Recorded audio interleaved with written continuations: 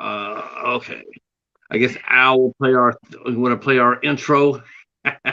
Yeah, I was gonna give it a second because sometimes it cuts off.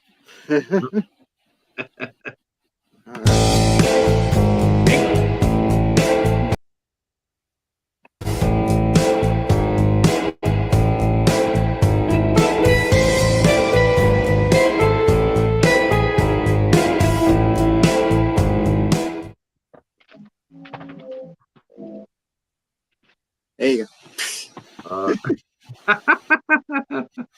That sort of works. That sort of okay. They got the point across. We're here. That's right. We're here. All right. Greetings, one and all. Greetings, one and all. Welcome back to the Midnight Society. For your approval. We're joined by our esteemed cast, Al and Cal. Al and Cal. Patrick. All right. Wow. Woohoo. How was you guys this week? Pretty good. Yeah. You're one of the highlights for me. You guys are one of the highlights. I appreciate that. Well, of course. But of course. Hello, now, everyone. Hope you guys packed your camping gear, right? And so Hobbs says the fire is warm. Let's go. That's right. The fire is warm, all right. Yes, fire sir. Warm. Point me to the buoys. The buoys. That's right. And it wouldn't be a horror movie without some rolling up a doobie. So boobies and doobie. How about that? Yeah, we'll roll up the J and yeah, and let's go. Oh, it goes skinny dipping too. Yeah, that's for sure. Yeah. So this is this is Friday the 13th Part 2. We watched Part 1 last week, and we really enjoyed that one. Come back to Part 2, and it was only Paramount knew they had a hit because they made so much money, right off the bat, over $55 million. So they immediately wanted the sequel. So we will be getting into Part 2 a lot. It only took them a year to get to Part 2 out. A year. Yeah. It's actually a very, very fast turnaround for a movie. Yeah, it is. But if you think about it, if people, if they're young, they probably don't know, but that's how horror movies turned around back in the 80s. They're still turning around like that now. Oh, yeah, sometimes. Yeah, look at the Saw movies every year on the clock. I've seen in some franchises it's so bad that they're trying to turn around so fast that they're still writing the movie while they're producing it. While they're shooting it. So I'm like, well, that's a little too fast. Bill? Well, like the Asylum has made it a art form to film their films in under 12 days. They can film a film between 9 to 12 days. And then that sounds cool, but I don't know if it's a good thing to stick to, if you can go longer, because that's pretty short. When we started poking around at the second one, because after the first one's over with, you go ahead and you grab the second one. You go like, okay, I want to see what how they got the second one up and running, and how it came together. It was really different. It wasn't just a straight like let's just grab this movie we made a boatload of cash on, and let's do it. Initially, the film's original director, Sean Cunningham, he wanted to do an anthology theme with Friday the 13th. He wanted to have a different movie come out with a different story on the date of Friday the 13th. And that's what he pitched to Paramount. Right. So Paramount didn't bite. But they, yeah. Yeah, Paramount was right. They decided, nah, we're gonna go with the teenagers getting slaughtered at the camp thing. They seem to be working for us. So what really cool about it was while Sean Cunningham, Victor Miller, and Tom Savini all stepped aside, and Steve Miner, who helped produce the movie, he directed it. He came aboard as the director, and Sean Cunningham produced it. And when they were talking to him, they said that it wasn't that much of a big step because all they had to do was just basically they kept a lot of the same crew, but they promoted a lot of the same crew. So it's the same people that made the first one. They just took a big step up. The assistant DP became the DP. Different people, that were assistants in the first movie became department heads in the second movie. Right. And you can actually see that in this production. It's pretty damn seamless. I mean, but before we get into that, I guess we should get into the movie. Right. And I'll let one of you two gentlemen take point and take us into Camp Crystal Lake. Well, it starts off with somebody in jeans walking towards an apartment building. And we see Alice from the first movie having some nightmares. And of course, the nightmares are all the flashbacks to the ending of part one. I did notice something quite interesting, though, if you know about the sequels. Mrs. Voorhees states, "My only child, Jason." We'll talk about that more in a couple of weeks, probably. Cal, you got thoughts? You got thoughts about that? You got thoughts about the first scene? Actually, when I rewatched this, I had just a tidbit. It's not important to the story, but like just an eye as watching it, like an eye for the production, is watching it.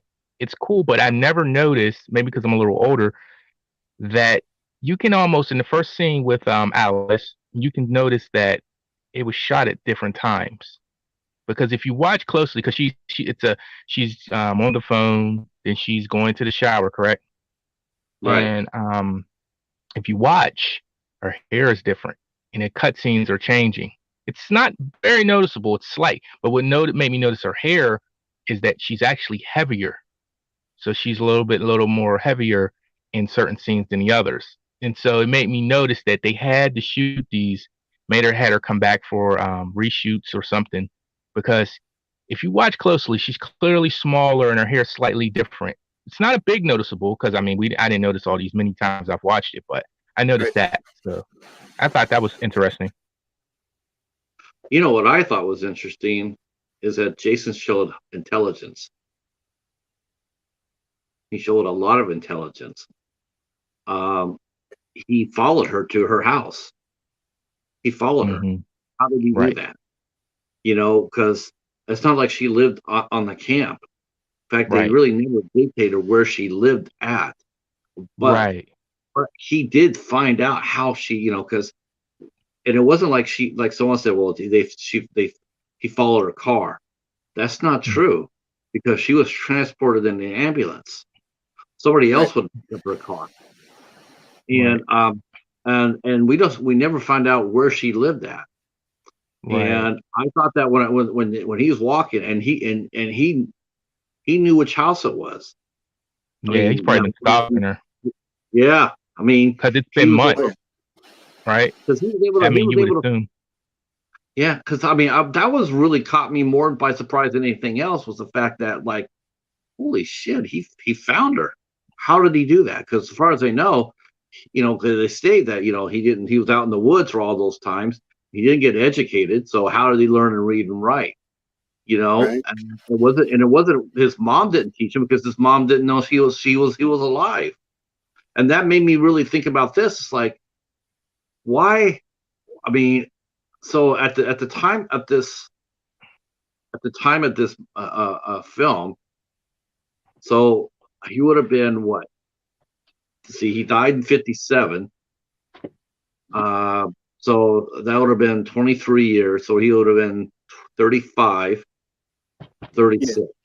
yeah. And I just really, I'm just, This one supposedly takes place in 1984. and but remember, she was killed the year after. She was killed in 81. The movie came out in 80, and then she was killed in 81. And it was like, okay, my question is this: why didn't he ever show himself to his mother? That's that's my question. Well, for me, I know they didn't explain this in the story, but as a kid watching these movies, for me, I just always assumed it was made up in my head.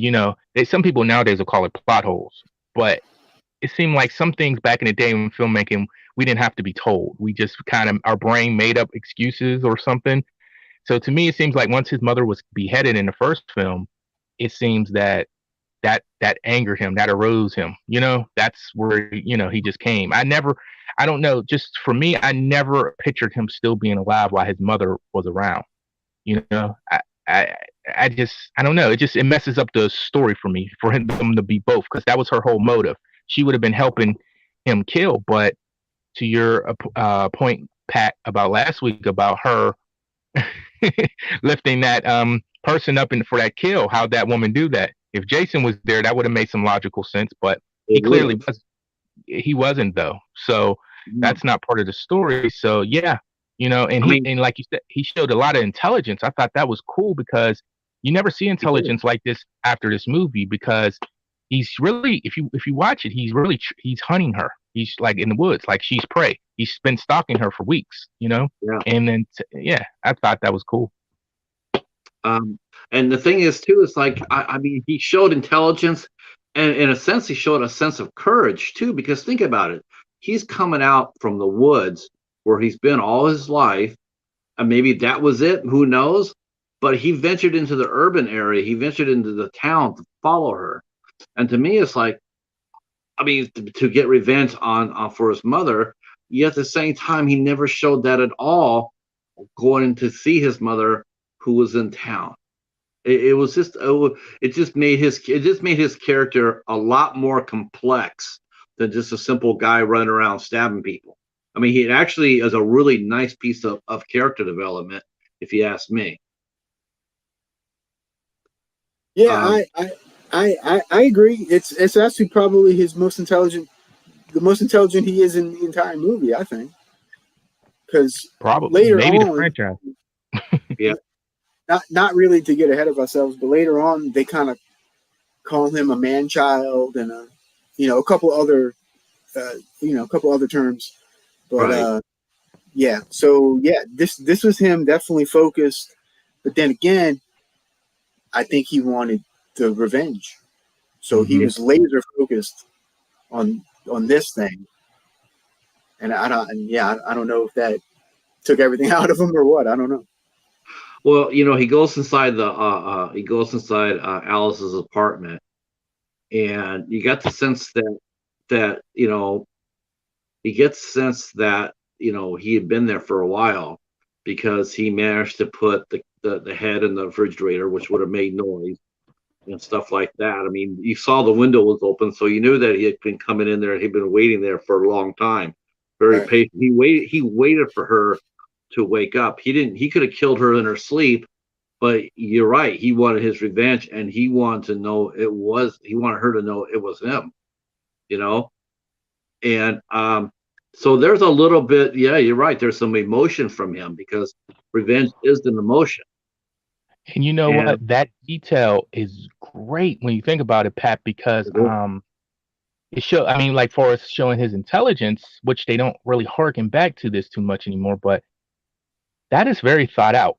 He placed his mother's head in there. He wanted this to feel a stage like a revenge. I want you to see what you did before I kill you.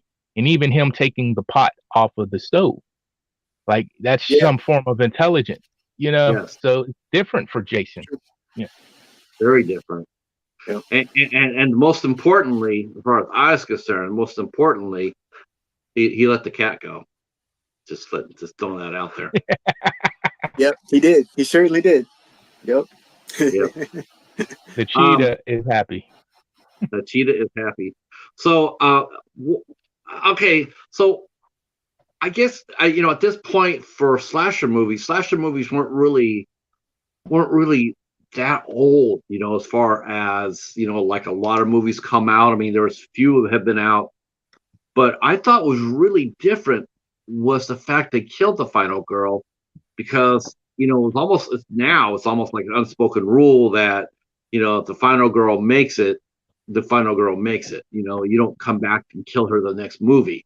That was a first for, I think, as far as I know. I think that was a first for a slasher movie for the final girl to die the next movie. Right. And you know what's Yeah, funny, Pat? It just dawned on me for the very first time as you're explaining that Halloween gets all that credit for, and Scream gets the credit for knocking the final girl off, or really the most popular girl Scream gets credit for, but Halloween gets a lot of credit for knocking the final girl off in the first 5-10 minutes of the movie. And no, I just realized they did it first, Friday the 13th. And it's funny, they originated that where, people say they copied Halloween, whether you believe that or not, but that's something that Halloween copied from them. I never caught that until just now. Yeah, people who say that Friday the 13th copy Halloween, the only thing they wanted to copy Halloween at was the box office. That's the only thing they wanted. That was the only thing they copied Halloween. They wanted the same box office, but the movie itself is so fundamentally different. It's way different from Halloween.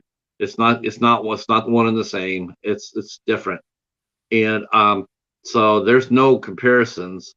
But I really do think that yeah, it was so even though it was coming, it was sort of shocking to see that. Like, damn, it was like she went all through that. You think that she earned her right to live somewhat of a tortured life because she was still having nightmares a year after that, and yet they decided to up the game. They decided, well, we're going to up it by killing her. Because that's going to get people talking, and it did, definitely. But then after that happens, then we flash forward 4 years, 5 years after the first movie, 5 years after the first movie, and we get a new crop of counselors coming in. And what did you think of the counsel? What do you think of the group of counselors? Well, if you notice, it was very reminiscent of the first movie with them coming in at the beginning. They even stopped at like the same corner, which I thought was kind of cool. And so this one starts out with two in the truck instead of three, and it was Sandra and Jeff, and they stopped to call, what's his name, Ted. They stopped to call Ted at a payphone, and they're at the payphone. Hey, blah blah blah, where you at? Blah blah blah, and then their truck gets towed away, and of course it's Ted doing a prank on him around the corner. So Ted's the prankster. That's the prankster.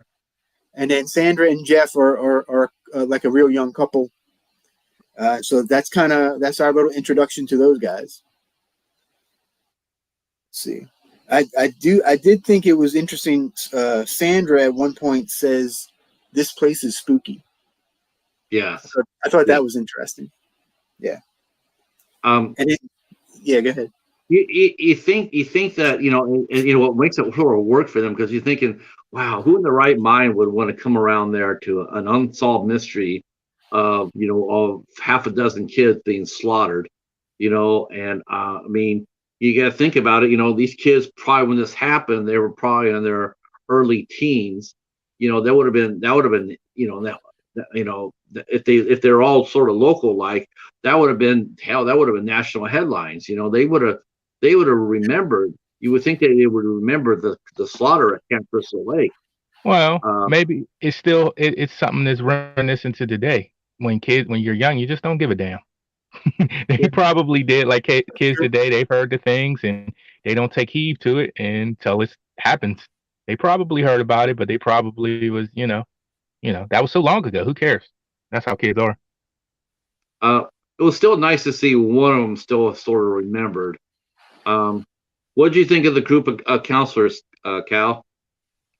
Um, if I was to compare, I definitely like this cast better. But I think it was interesting. I think everything as a whole, every comparison as a whole. So you asked me about the counselors and the cast. I would think they looked at the first movie and it seemed like it's not great in depth, but it's far more in depth than the original movie. The flow of the counselors, the relationship, I think is better. I like the relationship between her name's escaping me. The main heroine, what's her name? Jenny. Jenny. Yeah, Jenny and the guy. I appreciate their chemistry on screen. So I like this group better. That would be Paul, Jenny and Paul. Yes, she got there late. Amy Steele playing Jenny. As the group of counselors all gathered together, and then Paul, he's the leader. He starts giving them their pep talk about it, including the fact that he didn't want anybody to wander off into Camp Crystal Lake.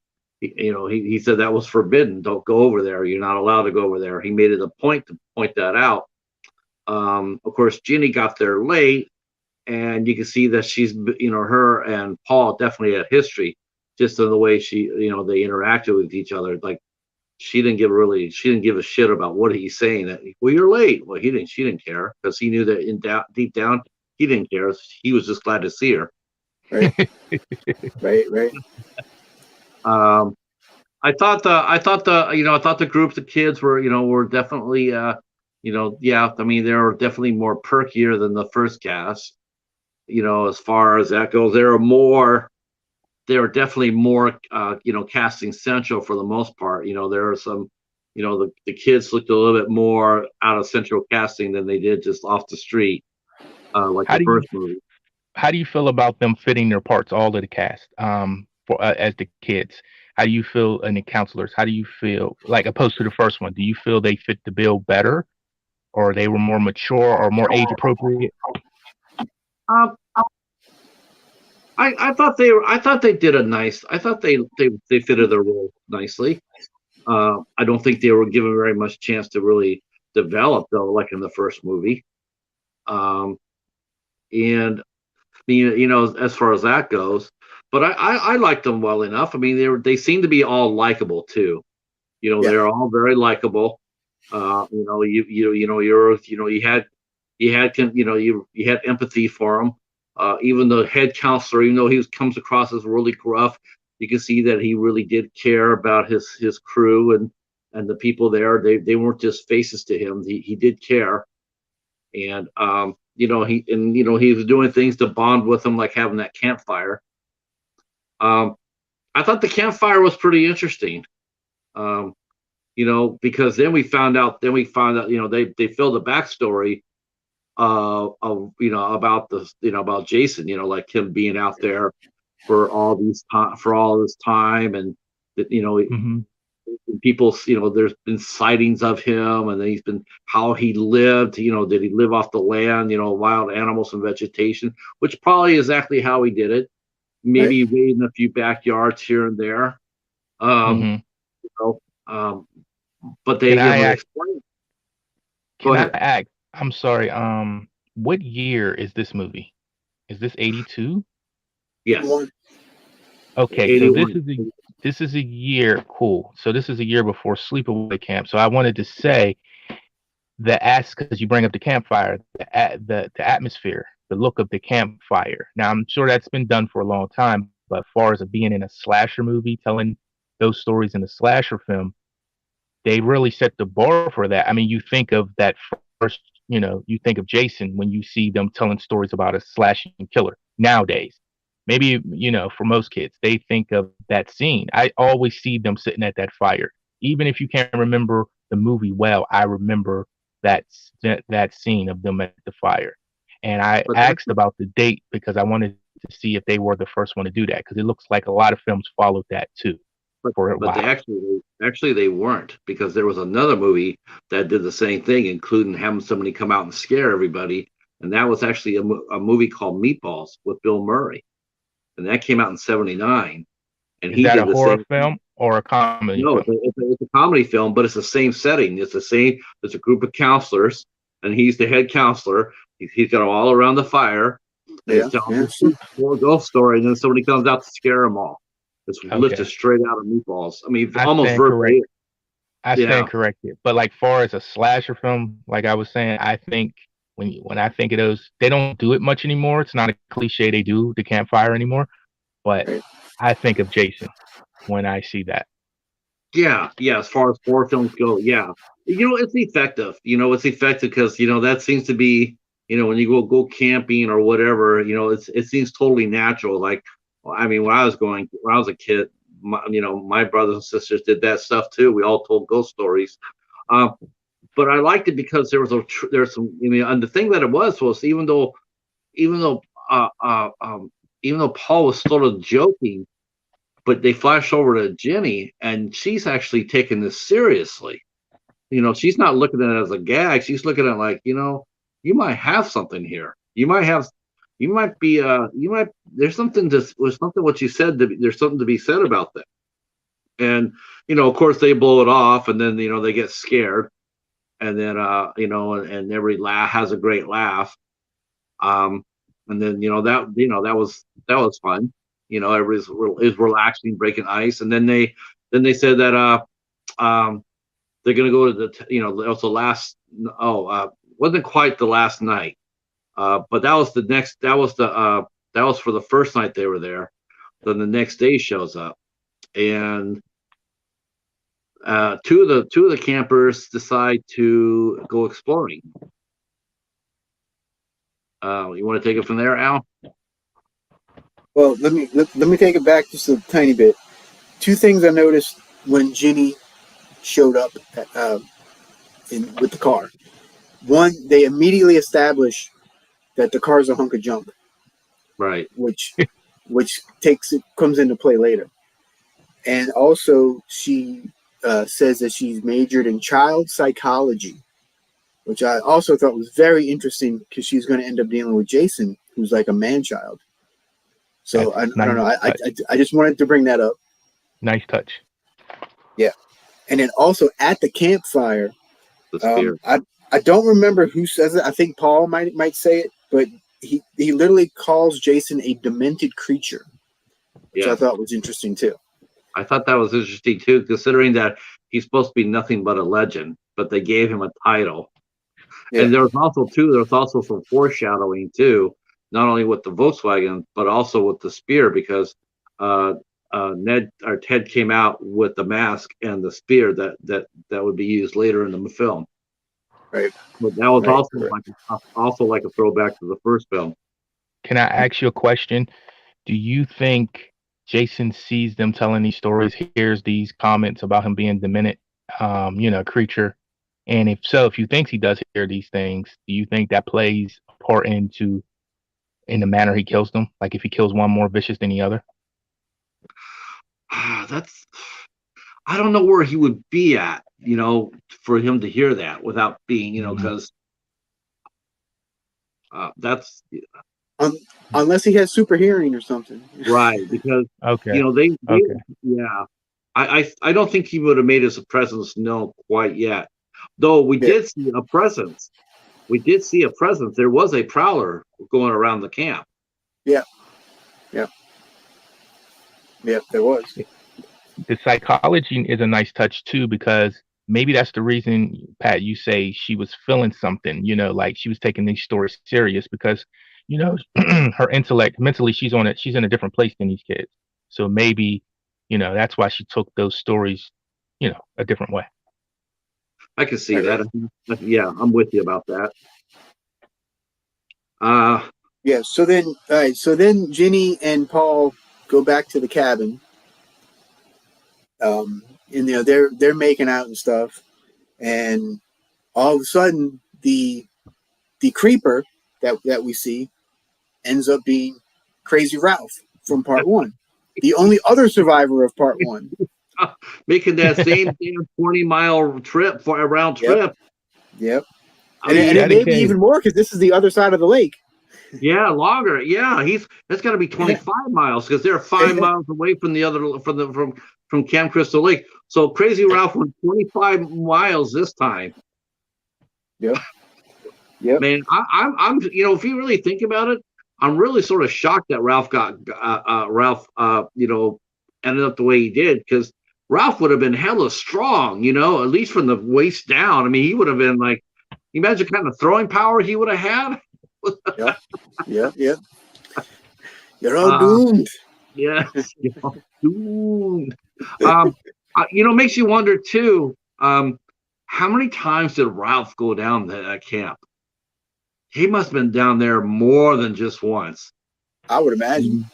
I mean, you just can't see him every single day sitting on his bicycle, standing on the corner, waiting for somebody to go down that road. I just don't see it. I think he went down there, and I think he knew about Jason. I think he did see Jason. That's a point. And I do think that's the reason why he, before I was thinking about this, he did have a little heart. We look at him as crazy, but really, was he crazy? I mean, no. Or was he compassionate? Did he know something? He's eccentric. He wasn't crazy. He knew something. He knew Jason was there. But you know what, Pat? He probably knew they were going down there because the town is so small. Any movement like that in the town, they're going to hear about it. So he probably knew that way. Small town. True. Yeah. Agree to you, Betty. Lakes and horror definitely go hand in hand. Definitely. And I agree with you too, Charles. They didn't need to kill his character. I'm with you about that. It makes you, yeah. That actually would have been kind of funny if they would have had Ralph show up in every movie. He kind of did show up in a way, and that's a talk for a later date. Yeah. But yeah. All right. So now they're at their camp. The next day comes by. They're all doing their camping thing, and all doing their counseling thing. And then it was God. Sorry about that. I'm trying to get their names. Sandra and Jeff. Sandra and Jeff. Sandra was really she was really tweaking him, like, come on, let's go. And and he's sitting there trying to play it off like, nah, no, we can't go down there. We know, we can't. But then she basically seduces him, and off he goes, right? Yep. He's like, all right, I'll go. And so they start walking towards Camp Crystal Lake, and they discover what they think is a Terry's dog. Right. Yeah. And the dog is no longer with us, unfortunately. But they get halted by the deputy. And no, wait. Yeah, right. Yeah, they're walking, and then they're going inside the buildings, and then the police officer comes behind them and spooks them and says, "You're not supposed to be." And brings them back. Brings them back. But what do you guys think about the biasness in this movie? The cats live, but the dogs don't. See, this ain't right. Somebody, we got to get on the line to somebody. I think it's extremely smart and intelligent writing. Well, I'm sure Coyote wouldn't think so. Well, yeah. I mean, though, maybe he left. I don't know, though. I mean, yeah, it's not right, Pat. Where's the equal rights, man? Well, if there was a cliff, maybe that would have worked. They could have just, they could have tossed the dog off the cliff. I don't know. Okay. But they did get in there, and then they brought him back, and I thought this played a little bit against Paul's character, because up to that point, he seemed really mature and really, like he was, trying to get things. He was trying to obey the rules. He was looking out for his campers and whatnot. But I thought his interaction with the deputy was really was really quite disrespectful because the deputy, all he was trying to do was to protect the kids. Right. And the deputy's sitting there going like, hey, you got to do a better job at that. And Paul's just like totally blowing him off.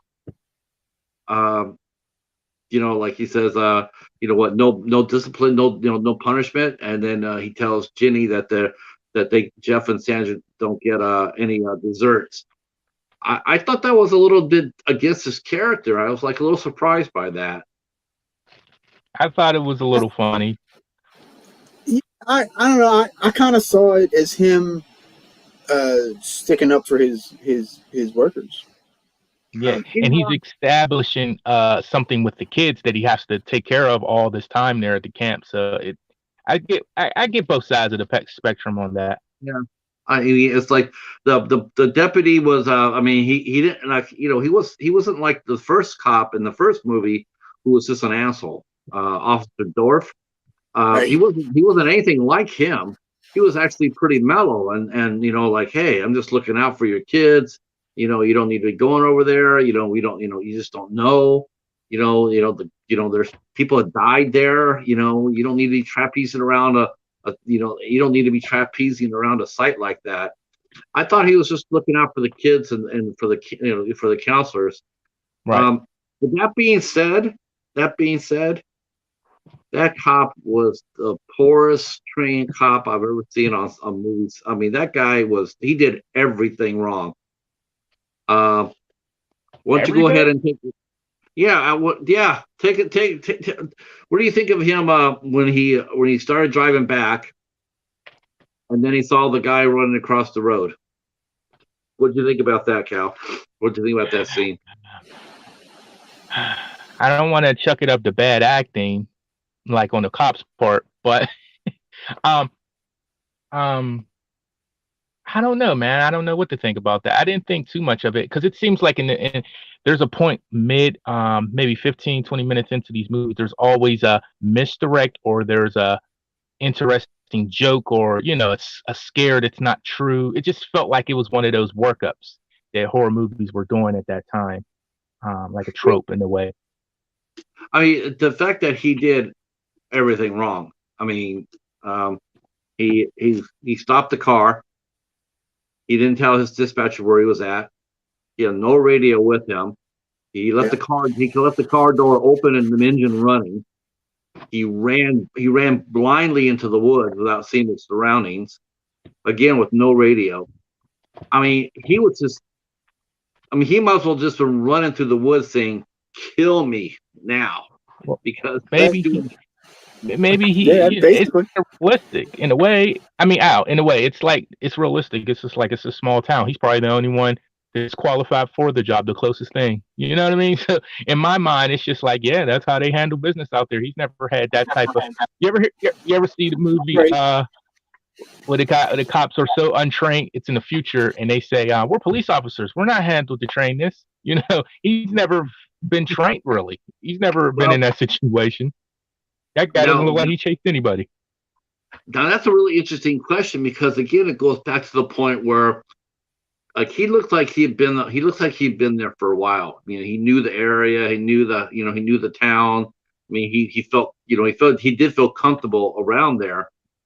So I do think that he probably maybe was there during the slaughter, and whether it been like I think his antenna would have been up a little bit more sharper around that area. I mean, you go around certain areas in your day-to-day life, there's certain areas that you walk by that's just going to raise hackles on you. Like you just know it's not like you walk Mm-hmm. across a ramp or a bridge. You're always going to have a little down bit a dark alley. Yeah. Right, a dark alley. You're always going to be ramped up a little bit. I thought it was just a little bit surprising to see him run like that. What do you think, Al? I kind of see both points. However, I kind of lean toward this is Crystal Lake. They know what went on here. You know what I mean? Mm-hmm. So yeah, I would imagine they would be on, more of a guard. Yeah, yeah. I do too. Me But too. I mean, maybe not. Maybe this town, maybe it's his little podunk town. You know, he's a new I cop. think I they're don't know. You naive. I think they're naive. I think they think the mother was doing all the killing. We caught her. It's over. I think they're thinking like that. Remember, he isn't mystical or supernatural at this point, so they doesn't even know he's alive at this point. So I think they're just thinking it's okay. It's just who's this weirdo guy? He might be another Ralph that I'm chasing. right? Yeah, because at this point, it's still just a legend, right? So Right. yeah, true, true.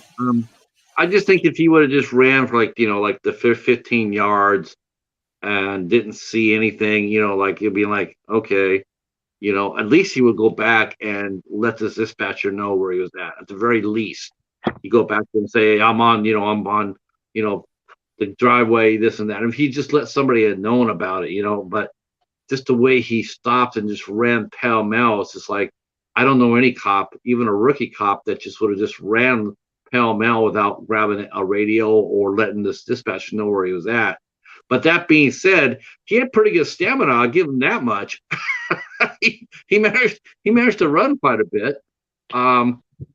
What did you think when he popped up at the cabin, Al? We see the cabin, the shack. So when the deputy runs in, Yeah, yeah, so he just kind of runs in and he kind of looks around and then bam gets the hammer right to the back of the head. yeah, that was a I that mean, was a like boom, and that yeah, that was that something. looked really painful. A little bit, a little Yeah, bit. Now, How, I will say the effects in this one, they were, well, from what we saw, was good, but they edited a lot out, so we don't know really how good these effects really were. Because yeah, there's a story about that I'm sure we'll get into, but yeah, was that a better the kill? effects weren't as good as the first one of what's on screen, at least. Put it that way. yeah, that was Uh, that was that was a brutal kill. I But mean, that kill though was, yeah, it was like just bam, like that do was you that was pretty do brutal. you think that upped the game? We've seen the first movie, so we're going into this for the very first time. You think that made the audience excited? Like, yeah, we're getting ready to go different. We're upping it, we're ramping it up a notch. Do you feel that way, or do you feel that it was just below the bar? well, I think we felt that when you saw Alice die, and the thing about a lot of these kills too. I mean, think about it. I mean, whereas Mrs. Voorhees was using, she was using arrows and she was using, she was, it seems like the kills were a lot more personal. They're more hands on. Um, he. That's how I felt when I saw the deputy. I mean, he came up from behind. First he put the ice pick in Alice's ear, and then he goes ahead and gets real close to that deputy and puts a hammer in his skull. And it just seemed really intense. But the way Yeah, they cut the movie, though, it didn't have quite the same impact because the scenes were edited.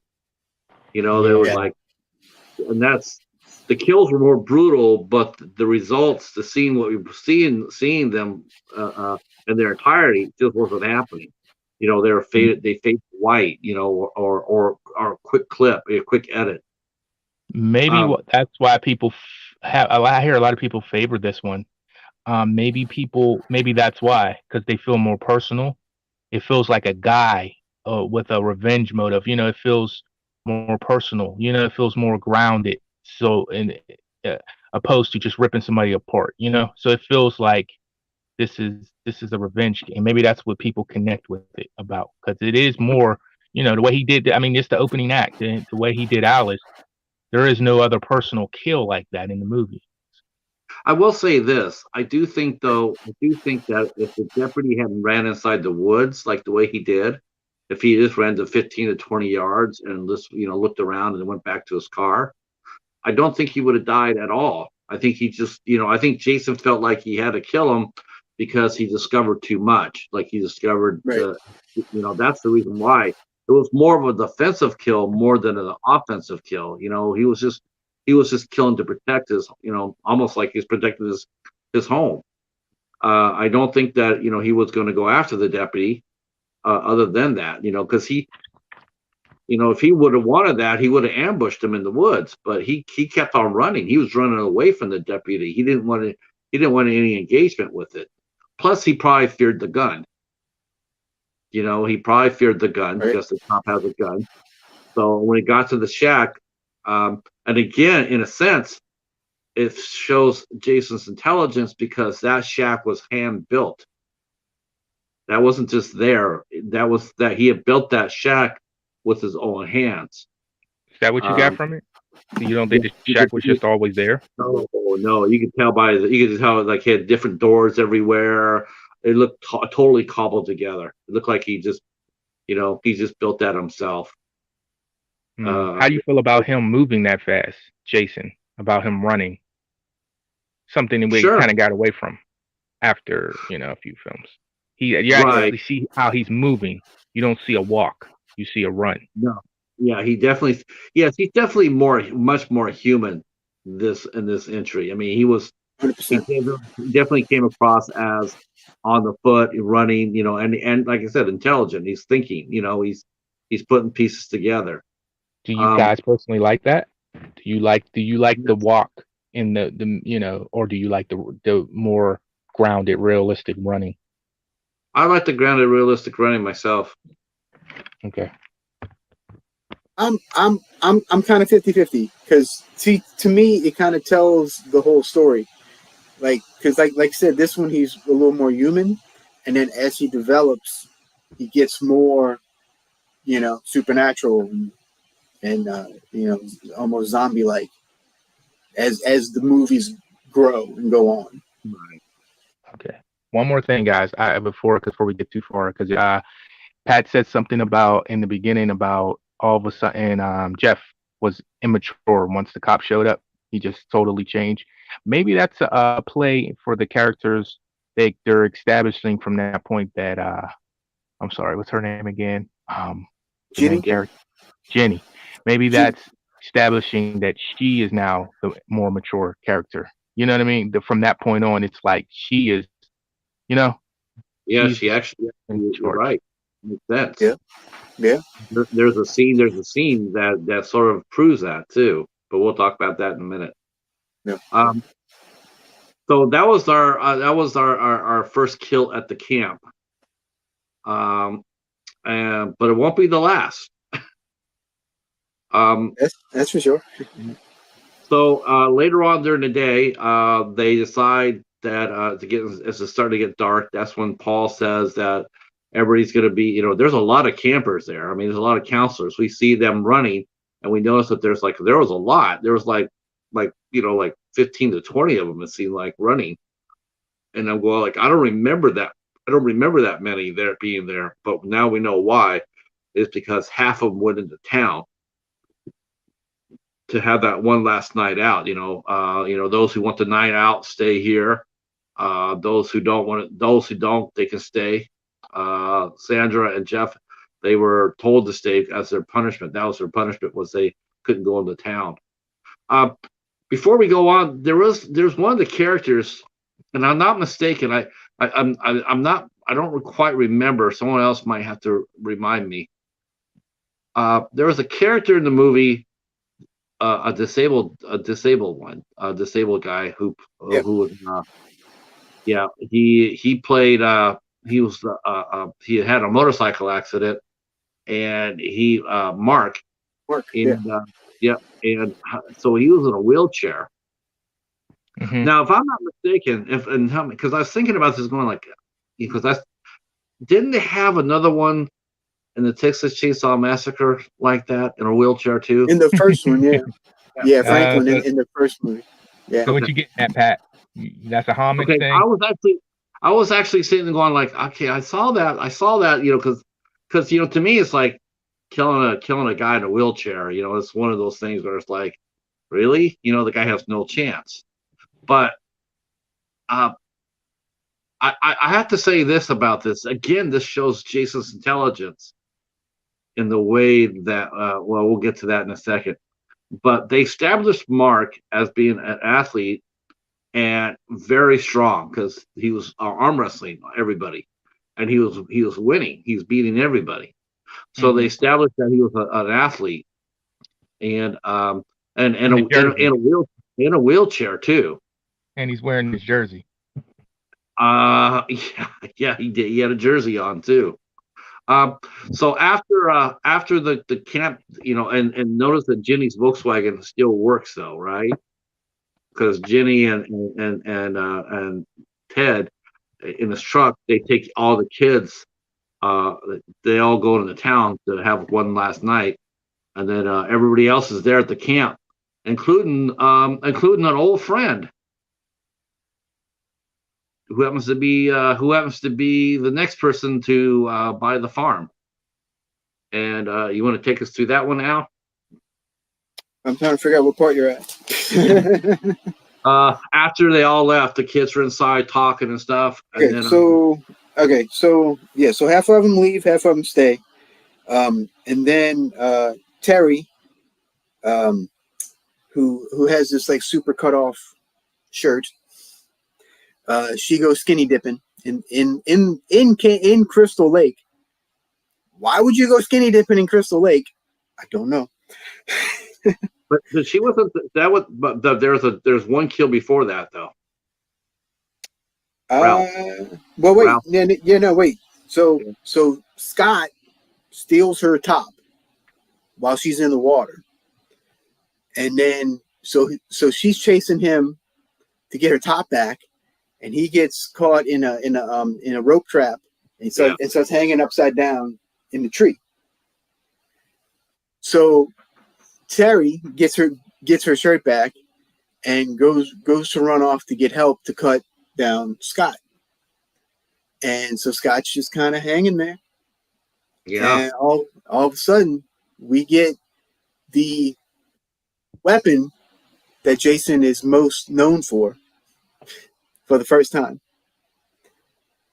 And of course it's the machete, and just completely slices his throat. Right. But he killed Ralph first, though. He killed Ralph first. I thought we said that already. Sorry. Yeah. Oh, yeah no. Ralph was still at the camp at night. He went out there, but he hadn't. And then he was peeping on Ginny and Paul. He was all like looking, being a creepo, And then he turned around, and then Jason garroted him. Yep. Yeah.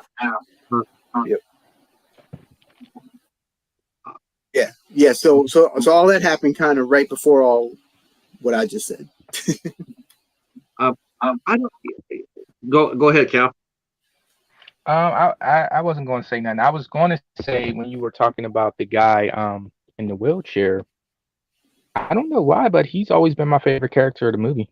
Like if I had to pick a character I liked the most, I just for some reason always liked him the most. It was unfortunate what happened to him, but he probably was the guy. He would have been the popular guy, the athlete. He just happened to be in the wheelchair, and I just like how I actually liked how the girl took to him. I liked it. I just liked the cat. I liked all the campers. I liked it even them playing with each other. It was just more. I don't know. It just felt more authentic. Just their whole chemistry, even though it wasn't a lot of building, it just felt more. I appreciated it more. Hey, Echo, welcome in. Wow, thank you guys so much, man. I can't believe it, man. We're popping at 19. You guys are really rocking it tonight. I really appreciate it, man. You guys are. Yeah, this is awesome. 20 Jason brings them out. So now you're right though, but there's two things I want to pick up real quick. When Ralph was in there and he was staring into them, watching them. You mentioned about Paul earlier about how Jenny took over. I think another scene that sort of took where she took over when they were playing chess, and she checkmated them. I thought that was like, okay, so she's really sharp. She's extremely sharp. Yeah. And I thought that was a nice subtle pass of authority and a power. You sort of got that. You sort of got the shift right there, for me anyway. We're like, okay, Jenny, maybe she can't fix her car, but she's a thinker. She's outside the box. Yeah, And they I just made thought it the way I thought how they showed that was really cool. And I thought that, and then the only thing I was sitting there, I was thinking of I was thinking when he got hooked on that rope again. There's Jason.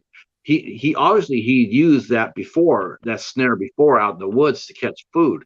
I'm sure that's one of the things he did to catch food was put snares out. The only thing that got me by Terry was that Terry went by herself. That was going to be very hard for her to get him down by herself. It was going to be very hard for her to get her down. To get. Right. I don't think so. I think since they were kind of like flirting and stuff, she was just going to cut the rope and let him fall. That's what you get for peeping on me. He couldn't have reached up there. He was too high. Yeah. He would. Yeah. Reached the rope with the knife. I don't think she could have reached it. I think she would have needed a little bit of help. Yeah, probably. That when shows she did that, I'm like, okay, she should go get one of the others. But she just ran back herself, and we're like, I don't think she could reach that high to get, to cut that rope, and also to make sure that he doesn't fall on his head. Him trapping him but but I like the idea that Jason makes that trap, that snare. I thought that again showed how smart he was. But you're right, that was the first time we see the machete, and that was a good kill scene too. I mean, it was brutal and they actually left a little bit of gore in that one. I was surprised. Yeah, they did. You're right, they did. They actually showed a little bit of blood, and then when she came running back, but they made up for it by showing the gore by not showing us what happened to Terry. She turns around, she screams, she's showing the camera, she screams, and it cuts to white. So we don't know how she died. Right. Other than probably painfully. They were being respectful. She already showed her body, so they didn't want to kill her too, right there. Yeah. Maybe. That might have been that. Maybe. Yes, so don't get naked in a slasher movie, folks. It's not going to turn out well for you. All right, Randy. Lay the rules down to survive a horror movie.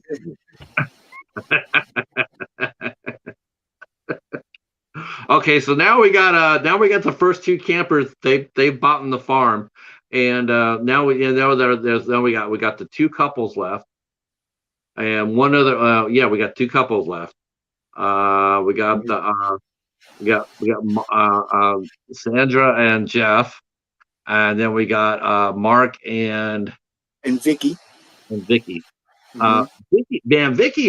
really liked Mark. That's for sure in this movie. I mean, she was chasing him from the minute she laid eyes on him. And he was sort of playing coy about it for a little bit, but then then all of a sudden, then they're playing that video game, and he goes, "Well, what are we playing for?" And she goes, "Position." I mean, it's like, yeah, subtle much. I always liked that. I liked it because he was like, he was a little down on himself because of the wheelchair, and it felt like she was picking him up, like, yeah, you're still a man, and you're still attractive to me. So I always liked it. That's why I say he was my favorite character, and I liked her. But I liked her too. I thought she was very cute. And they sort of throw us a curve, right? Because we think that it's going to be her that's going to be the next victim. But who is our next victim, Al?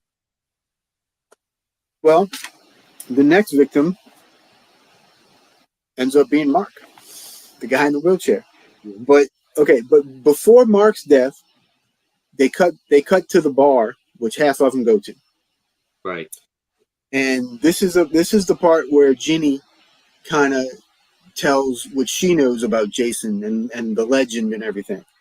Yeah. And she says a couple of things I thought were interesting. She said his mom was his only friend, and that Jason was waiting on his mom's resurrection. That was her words. I thought that was interesting.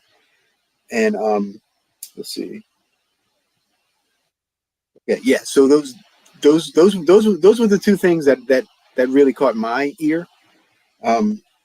So it kind of goes back to the camp. Everybody's hooking up. Sandra and Jeff go off to their room.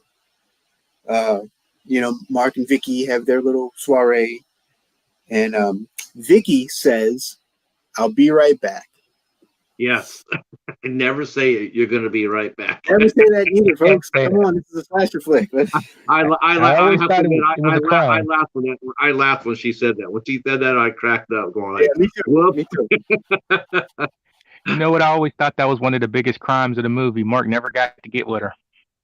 That does No, really suck. Yeah, that does suck. I mean, They because could- everybody Oh, yeah. dies while doing it. He didn't even get to do it and die. Jeez. no. Yeah, that was wrong, wasn't it? But again, and think about this again. Jason shows us his intelligence in the way he kills Mark. Yeah. He's smart as hell in this kill. This actually might be his smartest kill that until we see more of him. But I think this might have been the smartest kill of the whole of at least so far we've seen, because he kills Mark from behind. He comes from behind and kill him. He stays out of the reach of his hands because he noticed that Mark was strong, real strong. Right. He wasn't going to face him going forward, because if he went face forward, Mark would have got his hands on him. Mark probably could have stopped him. He probably would have stopped him, even without his legs.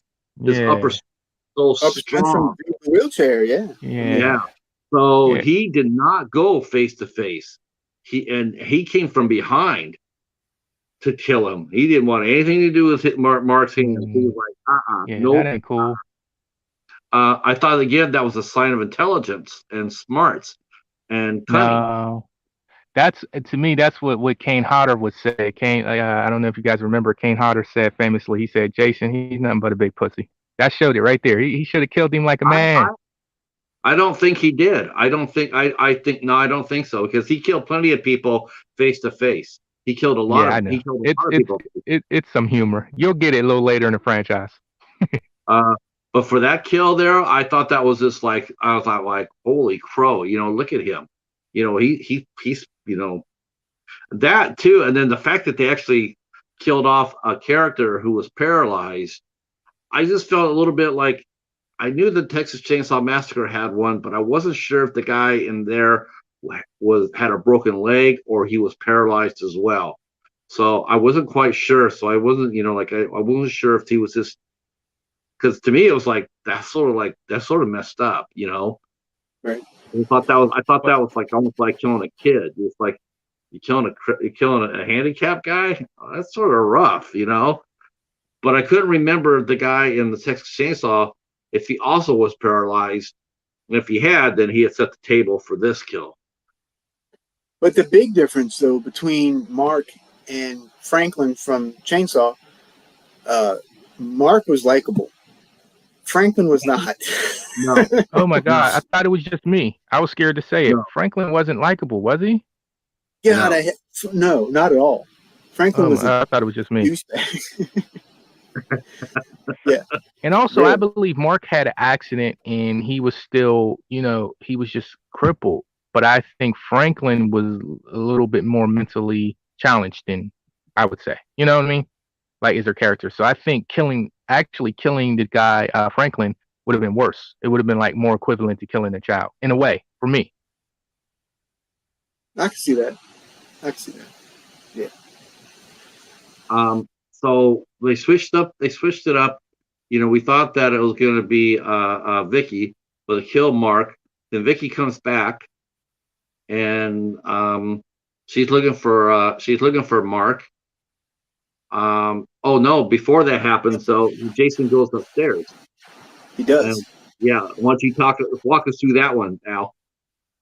So yeah, so right after he takes care of Mark on the patio, Mark flies down, kind of wheels down all the steps and stuff that kills Mark. Actually pretty freaking amazing that he made it all the way down without falling out of his wheelchair. That was a pretty cool little stunt. Yeah, that was neat. So then Jason goes inside the main cabin, goes upstairs, and discovers Sandra and Jeff getting it on.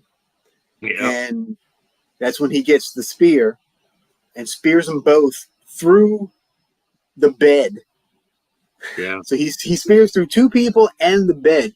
So this SOB is strong as a freaking ox. Yeah. Like, ridiculous. I think it's a play on the first one. The murder. Remember, he was under the bed. The mother was under the bed, and she killed. Is that Kevin Bacon's character? It's almost like to the next. This is how Mom did it. Well, I'm gonna do it like this. It just felt like it was to remind you that he was more brutal. Yeah. I completely agree with that. I think that is sort of a tribute or homage to that iconic first kill. Absolutely.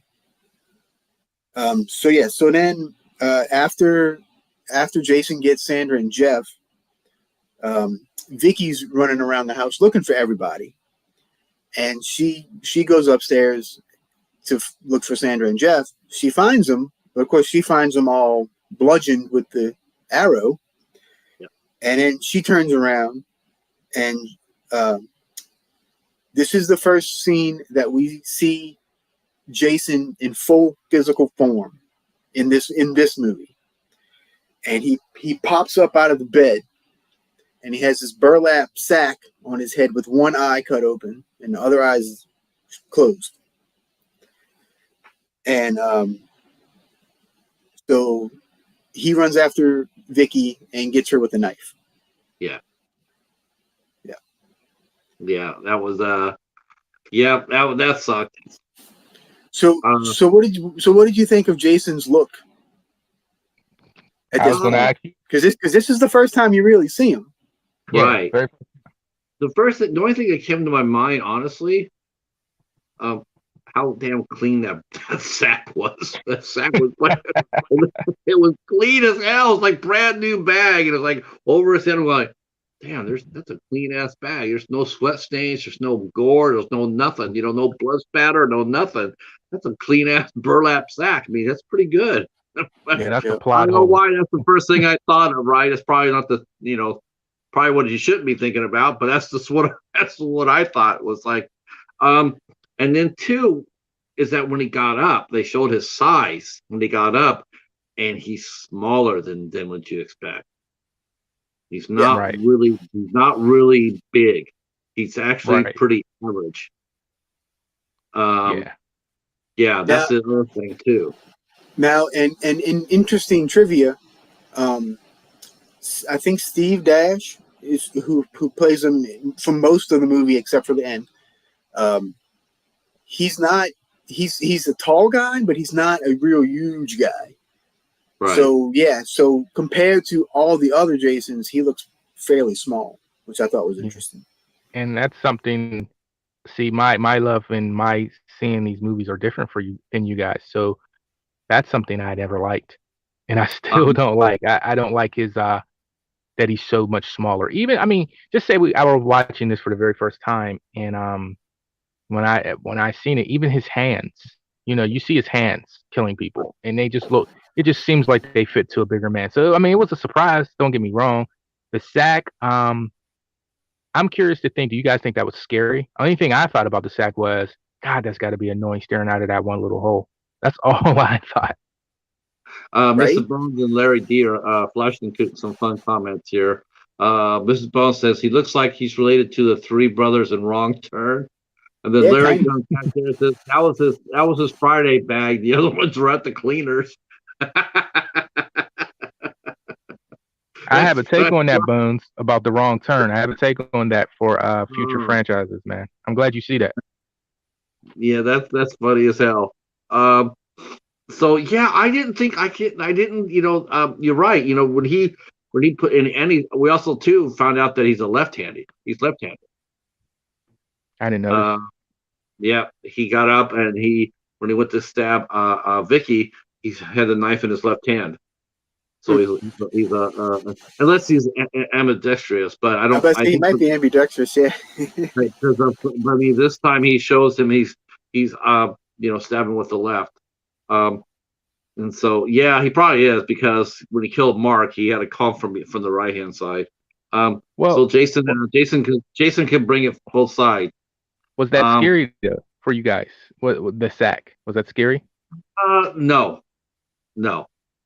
No, it didn't scare me at all. Even when I saw the movie back then, it didn't scare me. The only thing it made me do was I was curious. I wanted to know what he looked like. Did he look like anything from the creature as he did in the first movie? That's the only thing I think of was like he's deformed. He's like Winslow from Phantom of the Paradise. He's wearing a mask to cover his deformity. Right, right. Well, Yeah, Charles says he's ambidextrous. Okay. in one of the interviews, because I saw a lot of interviews. One of the interviews, they said the inspiration for his look was the killer in the town that dreaded sundown. Oh, I thought I've that never was seen the interesting original. because he has the same thing, except he has both eyes cut out, but he has the burlap sack and the overalls and everything, just like Jason does in this movie. Oh, that's right. And Yeah, he really does. See, I've only seen the sequel / remake, so I've never seen the original. Yeah. So I didn't put that together. I forgot that movie's before the Friday franchise. yeah, 76. I think. Here's my question. Dude, there's one thing too I noticed too is that when Jason was running, he had a really good pair of boots on. I mean, they're in good condition. The boots were in good condition. Yeah. And I'm thinking about that. I'm going like, where did he get the boots at? Did he get them from in town? And again, it goes back to the cop. It's like, okay, they would have had some break-ins, or people would have had some, like people would have noticed certain things missing. Like my boots are gone, my shirts are gone. During the 5 years or how many years Jason was in there, things like that would have happened on the regular. They would have been pretty consistent. And again, it goes back to the point where the cop running out there without any backup whatsoever. It's like he would have, I just thought about that when I saw him when they showed him, his boots. I'm going like, okay, he could not have gotten away with doing that for over 30 years. Somebody's seen something. How is he getting these shoes? And how is he, is he going into town? Is he going behind people's garages? I mean, where did he, how, like I can understand him sustaining himself without, on food, without any interaction with humanity. But how did he get the clothes? Where did he get the burlap sack? Because it wasn't, it was like it was cleaned. I mean, he could have got it off a victim that we never knew about. Maybe his mom. It was his mom's. Yeah, maybe it was his papa that left him. I mean, I don't think the boots were lasted. I don't think the boots were lasted. Do you want to ask him where he got his boots from, Pat? I'm just curious because to me, it would have been more interesting to see him walk around like in moccasins or homemade shoes. That would have been more of an interesting thing for me to see. I would have been. I'm getting the vibe from you that you want to ask him, hey, what size are those, buddy? Well, no, I just wanted. They look almost like Doc Martin. I was like, damn, Doc. All right, I'm pulling your leg. I mean, he was wearing Doc Martens. I mean, he was flowing. All right, so now here we are. He's killed the last counselor, and then Paul and Jenny come back. Yeah, and they know right away that something's off. It's just way too quiet. I thought, and Paul's like, oh, they're around. We'll look for them, But Jenny already seemed to know that something was really up. She had it's almost like she just had I'm probably gonna crack you guys up with this, but it's almost like she had like a spidey sense about it, No, Pat. Yeah. That's just called woman's tuition. Well, it didn't serve the other ones well. She had a higher one. She was a woman. They were kids. Yeah, she probably. But she seemed to know what she knew before Paul did that something was really wrong. I mean, he was like, "Oh, we're going to find him." But Jenny seemed to already sense that there's no reason, there's no point to looking because they're all dead. And they crept in, and she kept on coming behind him saying, "There's somebody in this room." And then there's somebody in this fucking room, and then Jason popped up and attacked Paul. I like that. Yeah. What did you think of the fight? I laughed a little bit. But I don't know. The struggle was cool. I'm sorry, guys. I laughed at that fight. I'm trying to be cool, but um, it was okay. I expected. I don't know. I was a little disappointed in her, because she seems so strong at this point. It's just like, man, help your boy out. Throw something at him. Something. You're right. Yeah, it's like help him, right? Yeah, I caught that too. Um, I saw that too. All that Maybe strong she went out was the window. maybe she was just kind of stunned. Is kind of my guess for like a minute. So it threw her off. So she didn't help him. Maybe I don't know. I get that, Al, but it feels like how they say 30 seconds on stage is like a lifetime. And it felt like I can get you being stunned, but it seems like the fight was so long, and this guy's fighting for his life, and you didn't throw something just out of Yeah. reflex. It was a little Yeah. strange to me. I was Yeah, disappointed. even if she would have jumped on his back, it would have bought him some time to, because Jason would have had to, it's hard when you get hit by two different people. Pick up the damn Even- chair. Something. Right. Yeah, I wouldn't thought have so jumped on his too. I was a little bit surprised by that. Someone who was so hyped up, and then when the shit did hit the fan, she just froze there. Yeah, I didn't like that at all, honestly. Yeah, it didn't really fit her character at all. Her character up to that point, it didn't really feel like that's something she would have done. Hey, Keith. So after the fight, and then it looks like because Jason comes after her, it looks like maybe Paul has bought the farm. So now Jenny's running from room to room. The other thing I probably would have told her to do, she was running. She did the right. She was trying to run. She was trying to keep away, trying to get outside. But there's probably one thing I probably would have, if I was her, would have tried to have done. I probably would have took off the bright white shirt she was wearing. She was, no matter where she was running to, she was sticking out. He's following. He's using her shirt to follow her. Yeah. And I probably, and she did all the right things. She ran, she hid. I mean, she was trying to trying to stay out of his range, but it was almost like she had a flashlight in her hand, with that shirt. That's interesting, Pat, because usually I would say realistically, when you're running and something goes down, you're just going to run. You don't think about that. But her being so smart and strong, you would think she would think about that as her character. Yeah. So that's a good one. Yeah. Mm-hmm. So I thought the part where she she ran, she ran, and tell us about, walk us through the final act here, Al. Her and Jason square off. Okay, so now it starts getting pretty good. So after he takes care of Paul, so we think, that's when Jason grabs the pitchfork and he goes through the freaking door, like kind of like Jack Torrance in The Shining. I thought that was kind of funny. And so they're just taking from everywhere, huh? So Jenny busts out the window and jumps out the window, runs to her car. And of course, remember earlier, we already know this car is a lemon, right? So she starts it.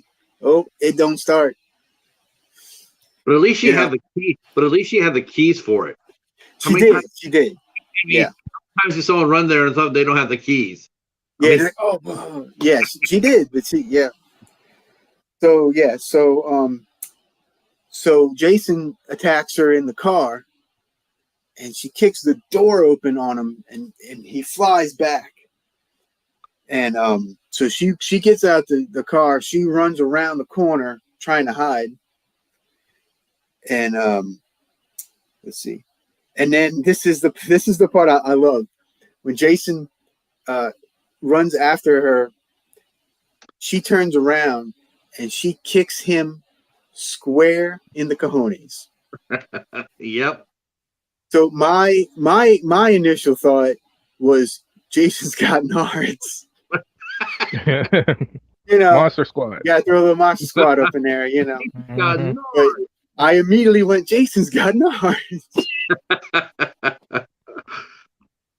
So yeah, that was I chuckled a bit at that. Yeah, I thought that was pretty funny.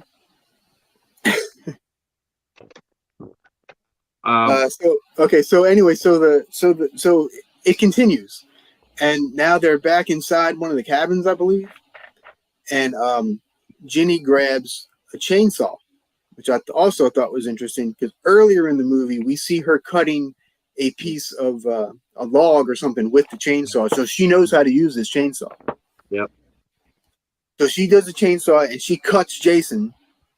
I don't remember what I don't remember where, shoulder or something, leg. I don't remember. I really like that scene, like how it was shot. It was a good shot.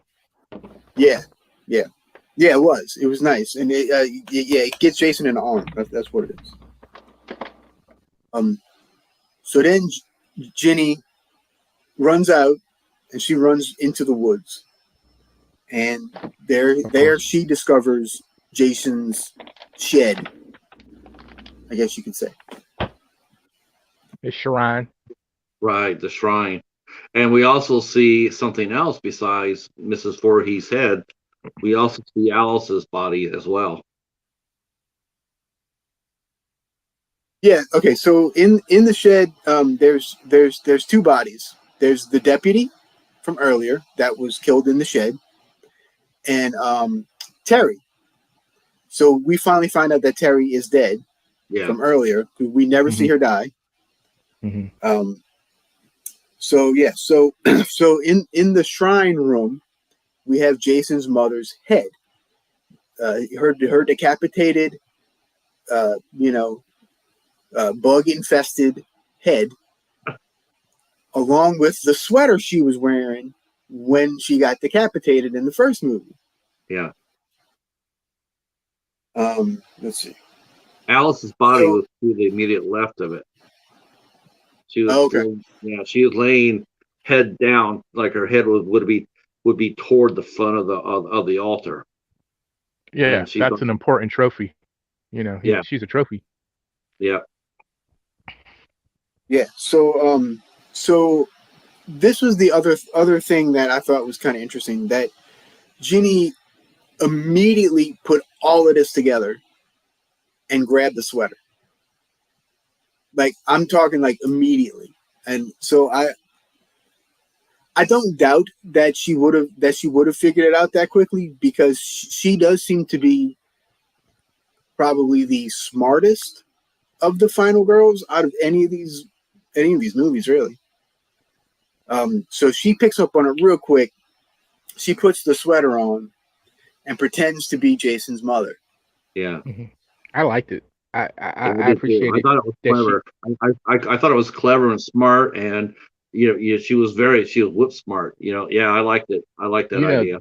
Out of everything in that movie, that her Jason, when all of that scene is what stuck with me even as a kid. When you're younger, you scramble the movies, you don't know which one is which when you're really young and you first see them. But that has always stuck with me and still sticks with me. Her putting that on and doing that. I thought. And I think her, by her, she's so shocked earlier in the movie, so all that shock is out of the way. She's running from this guy, so I think, her smarts and her wits are already kicked in. So I believe, I don't have no problem with that, how that came together.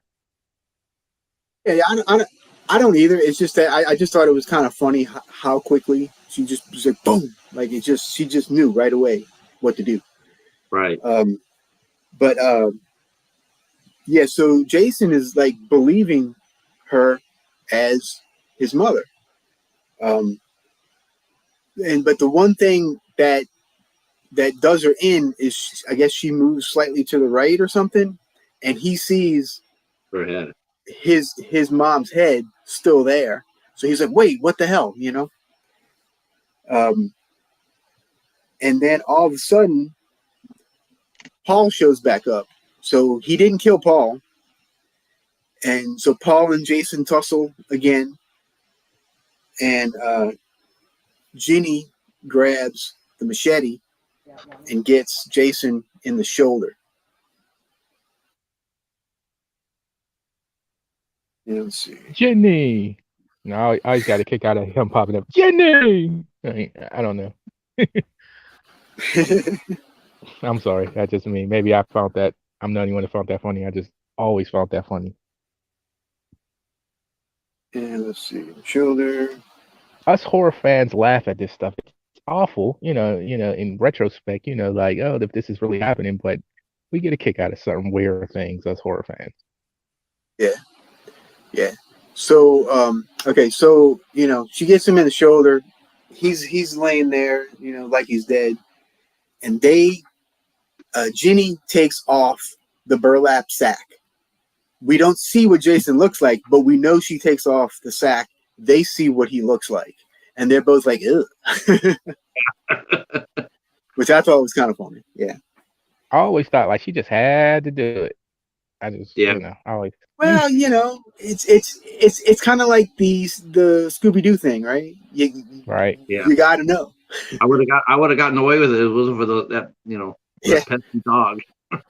That's psychiatrist. Those dang kids. Yeah. Yeah. So, you want me to just go to the ending, or you want to say some more? You're rocking it. All right. So, Ginny and Paul go to a cabin, mm-hmm. and they hear a noise at the door. So they kind of creepily, like they go up to the door, they open the door, and it's Muffin, the dog that we thought died earlier in the movie. Justice. You're like, oh, it's Muffin. Yay. Yeah. It's Muffin's a little cute dog with a little bow in her hair. She's super cute. Yeah. So it's like, oh, Muffin. It should have been Stu. Yeah. What the hell happened to Stu? We're gonna get to that in a minute. But okay, so Jenny's like, oh, Muffin. So like, hey, Muffin, come, oh, Muffin. And all of a sudden, boom!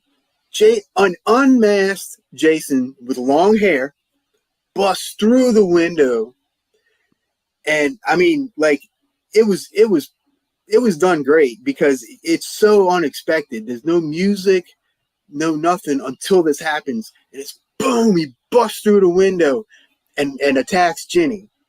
Mm-hmm. It's a fantastic scene, and that's the only time that Jason is played by Warrington Gillette in this movie. Yeah, which everybody credits him with playing Jason mostly in this movie, and that's complete BS. Steve Dash played him mostly in this movie, which I have a little bit of an issue with.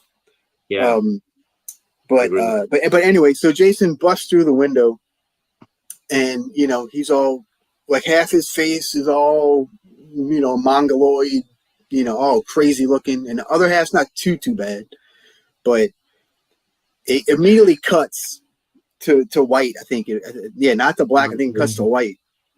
Yeah, and then we see Ginny on a gurney getting put into an ambulance. But we don't see Paul, so we don't see Paul at all.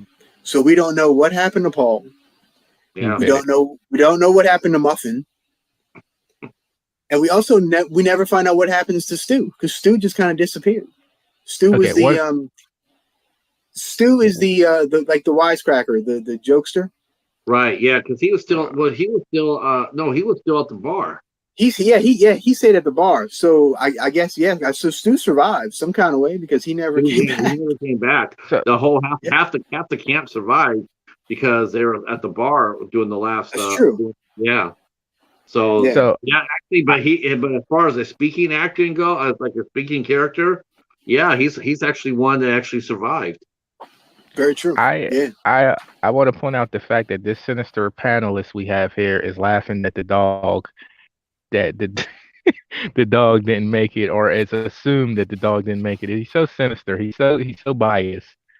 If it was a cat, we would hear all types. The cat should have got away, but the dog. I told you though, Jason was smart. He didn't go after Mark. He didn't take Mark on head first. And he didn't fuck with that orange and white cat in there either. He's like, a man's got to know.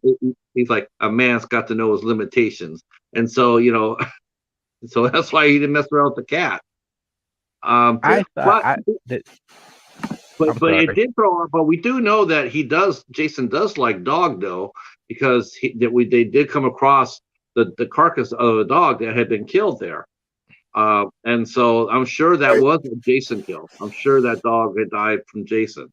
But as far as Muffin goes, I mean, Muffin didn't do shit. She didn't bark at him. She didn't sit there and say, "Yeah, I'm barking my head off here because there's somebody out here on the porch with me." She's just like standing there, like, "Hey, what's up?" It's like, what? No bark at all. No warning. No gnarling at the foot. No nothing. Right. No, nothing. Muffin was nothing. I like the ending. I liked how, they put Jenny on the stretcher, and she's been horrified, and Paul's gone. I mean, we don't know what happened to him. We never do find out what happened to him. We could assume that he died, but who knows? But he's never seen again. So I'm thinking that he probably did die. You never know. So she gets thrown in the ambulance, and then it cuts to Mrs. Voorhees' head in at the shrine, and just kind of all like stupid looking, and then it just kind of fades to black. I think everybody was expecting her eyes to open. Well, supposedly they filmed a version with her eyes open, and I think she even said something ridiculous. But apparently the effect looked so goofy that they just got rid of it because they're like, nope, that's not going to work. See, and I think you imagine things as a kid, because I could have swore, I remember when I revisited this movie years ago, I'm like, I could have swore her eyes opened and did something. I know, me too. I know. Like, as a kid, I think you envisioned that because that's what you wanted to happen. Or they did something like, we watched them on TV somewhere, and then how them TVs had them alternate cuts, like with Superman, they're just totally different cuts of stuff on TV. And I still believe I saw them eyes do something.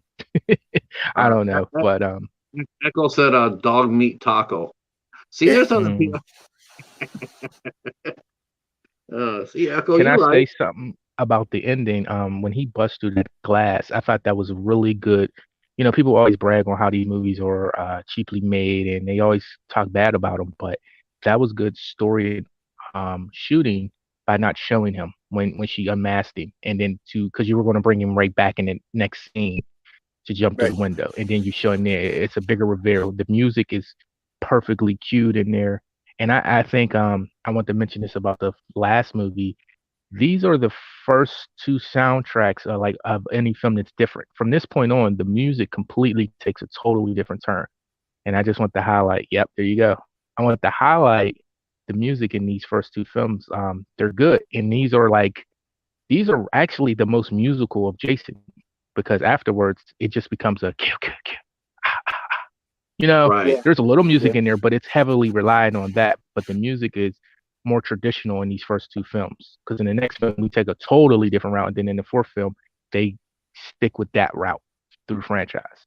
And so I just always loved the music, and I think it played really good beats in this movie. It was important. I liked how they did the stuff. I mean, they walked it through. Warren Gillette said how that stunt was done. And he had a hard time doing it because he's 6'1", and they had to propel him, and he had to be careful not to hit his head. It was a hard stunt for him to do. But I'm also with you too, Al. It does seem like he does get way too much credit for the role. I mean, he was, it's almost like Tony Moran in Halloween. He's on screen for like 10 seconds, yet he can basically parlay that into like forever. And I don't know what happened to Steve Dash. I know that Warren Gillette still we can talk about the cast. I know that again, just like the first cast, it almost seems like once they did this movie, the cast did this movie, it pretty much ended for them afterwards. Their careers just stalled out. Yeah, because you never really saw any of them in anything else except for Amy Steele. Amy Steele went on to do the Powers of Matthew Starr. She also went on to do April Fool's Day. Yep. She was very active. John Fury, who played Paul, he had the most successful as far as terms of number of credits goes. He had over 70 credits, but everybody else pretty much vanished. And last week's episode, we mentioned that one of the main actors died, pancreatic cancer, and Tom McBride, who played Mark, he died early too. He died in 1995. He died of complications of AIDS. And so, but the rest of the actors that were there, they didn't really do anything else at all. Kristen Baker, who played Terry, she pretty much vanished from the face of the earth. She didn't do anything. Everybody else is stalled out. It's almost like a curse. What We'll about have to see. the cute girl? What's her name? Sandra? Was it Sandra? Sandra, that was Marta Culber. She, for the second time in a row, they had an underage actress on the set. She was underage. This happened last time, the last movie, and it happened to this one too. She was only 16 years old as well, when she lied about her age. So they had actually shot the initial love scene with her showing, her being nude, but they had to cut that out because she was only 16. So maybe Mark would have got with her, but they said no. I never knew that.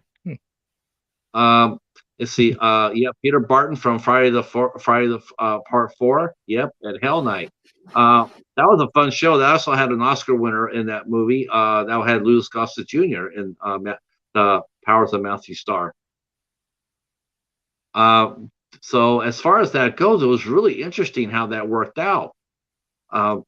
It's almost like if you got cast in one of these movies, it's not even typecast. It's that you didn't even get to work. Amy Steele was active. She pretty much was active all the way through 2000, and then she really hasn't done anything since. And now she's doing a fan film or whatnot. But it just really nobody ever really broke out from the first two films. That's probably why Miss Palmer felt the way about doing horror. She's seen where it goes for a lot of people. This might have been her last film, so because you see a lot of the young cast didn't do anything either. So yeah, the other cast last week, they seem to be mostly theater people, and this might have been too. Maybe they did. I don't think so though. Just like I said, this cast seemed more straight out of Central Casting. They were much more handsome and much more good looking and and whatnot. The cast of the first movie just seemed like everyday average people, and that was the appeal. Okay. So what did Bubbles? What's that? No bubbles, because you guys bring the bubbles up in the first one. I never noticed that. For the ending, there was bubbles blowing in the water, right. So there's nothing in this movie to indicate that they're going to continue it for you guys. Well, obviously, since Jason wasn't around, Jason's body wasn't there, neither was Paul. So I think the fact that they zeroed in on Jason's mom's head, I think that's sort of like let you know that it still is going to continue. Yeah, it's not over. Yeah, definitely. Even though this movie came out with a lot of buzz and hype, and it got a substantially bigger budget. The budget for the movie was $1.2 million, and the box office was under 22, $21.7 million domestically. Back then, they didn't really. They opened wide. This movie actually opened on 1,000 screens. That was a lot for back there. So the first movie actually did better. That's interesting. Yeah, the first movie did much better, twice as much better. Shock factor. Well, I find in part 2, I do think the acting is better overall, and especially from all the camp counselors. I just find that they were more natural in this one. And so I just overall, and then of course Amy Steele as Jenny, to me, completely steals this movie. Yes. Yeah, she really does.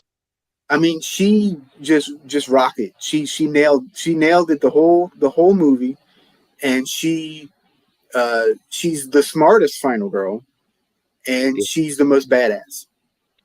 Out of Well, all, this movie, especially in the Friday series, yeah, I just she's the most likable. She's the most intelligent. I think she's it. Like she's the final girl to me you of think the Yeah. she's the Friday most series. likable? Really? Yes. Likable then? Yeah. Huh. I think so. I Yeah. think so. I Huh. I, I think more people identify with Her her.